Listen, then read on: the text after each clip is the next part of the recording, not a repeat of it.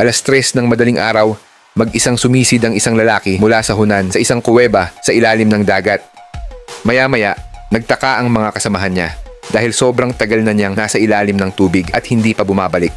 Kaya agad silang lumusong sa tubig para hanapin siya, pero wala pa rin silang makitang bakas ng kasama nila. Kaya kinailangan nilang tumawag ng pulis para humingi ng tulong. Sa unang araw ng paghahanap at pagsagip, nagsagawa ang rescue team ng komprehensibong investigasyon sa pinangyarihan at hinanap ang halos 60 metro sa kuweba. Ngunit walang nakitang bakas ng nawawalang tao. Dahil sa pagiging komplikado ng loob ng kuweba, nagiging mas makitid ang espasyo habang lumalalim. Agad na inilipat ng rescue team ang pangunahing paghahanap sa labas ng tubig. Gumamit sila ng mga robot sa ilalim ng dagat, sonar at iba pang kagamitan upang magsagawa ng grid-based investigation. Tag-ulan na ngayon at madalas maulap ang kalangitan sa ulan. Ang paghahanap ay tumagal ng maraming araw at gabi. Ngunit dahil sa masalimuot na kapaligiran, ang pagsisiyasat ay napakahirap at walang tagumpay na nagawa. Upang maging advance ang rescue work, ang local area ay nag-coordinate sa profesional na cave diving team ng Guangxi upang magbigay ng suporta. July 24, 2025, dumating sa pinangyarihan ang Guangxi Baisi Water Service at Aviation Police Brigade.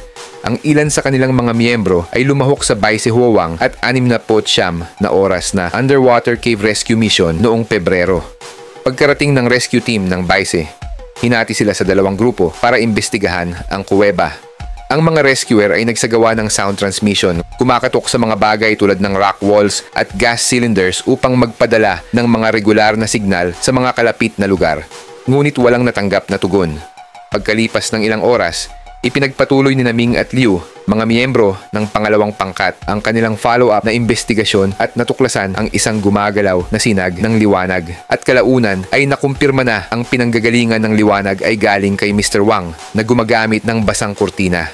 Habang nagpapahinga sa air pocket, napansin ni Mr. Wang ang isang liwanag sa ilalim ng tubig. Binuksan ang kanyang flashlight, tumalon sa tubig at iwinagayway ito bilang senyales ng kanyang presensya na humantong sa kanyang pagtuklas. Habang natrap sa kuweba, sinadya niyang tipirin ang baterya ng flashlight upang matiyak na magagamit ito sa isang kritikal na sandali. Nang matuklasan, si Mr. Wang ay nasa mabuting pisikal at mental na kondisyon. Ang Baisi Rescue Team ay dumating sa pinangyarihan at natagpuan ang nakulong na tao sa loob lamang ng 4 na oras. Nauunawaan na mayroong isang hindi pa nagagalugad na lugar ng kuweba sa likod ng air pocket kung saan natrap si Mr. Wang.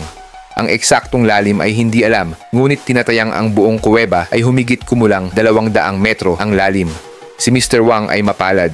Mayroong isang air pocket kung saan siya natagpuan na maaaring tumanggap ng isang tao na nakaupo na nagpapahintulot sa kanya na magpahinga sa ibabaw. Ang kondisyong ito ang susi para matiyak ang kanyang kaligtasan. Kung mananatili siya sa tubig sa loob ng mahabang panahon, ang mga kahihinatnan niya ay masama. Matapos mahanap si Mr. Wang, lumabas si Ming sa tubig upang iulat ang sitwasyon at nanatili si Liu sa pinangyarihan upang samahan siya. Ang air pocket ay humigit kumulang 70 hanggang 100 metro ang layo mula sa entrance ng kuweba. Hindi pa malinaw kung ano ang layunin ni Mr. Wang sa pagsisid. Matapos niyang mapagtantong naliligaw siya sa kuweba, tumindi ang kanyang tensyon at unti-unting naubos ang oxygen tank niya. Sa kritikal na sitwasyon na 4% na lang ng tangke ang natitira at walang nakitang exit, masuwerte siyang nahanap ang air pocket na ito. Inilarawan niya kay Liu na nawalan siya ng konsepto ng oras at walang ideya na siya ay nakulong na sa loob ng 5 araw. Sa panahong ito, nagpahinga siya ng maikling oras kapag nakakaramdam siya ng antok. Ngunit palagi siyang nananatiling alerto at nagigising sa kaunting tunog ng tubig. Takot siyang mawalan ng pagkakataong matuklasan kapag dumating ang rescue. Paminsan-minsan, kakatok siya sa dingding, umaasang maiparating ang kanyang impormasyon sa lokasyon sa pamamagitan ng tunog. Ang kasunod na rescue team ay gumugol ng 15 oras upang matagumpay na iligtas si Mr. Wang.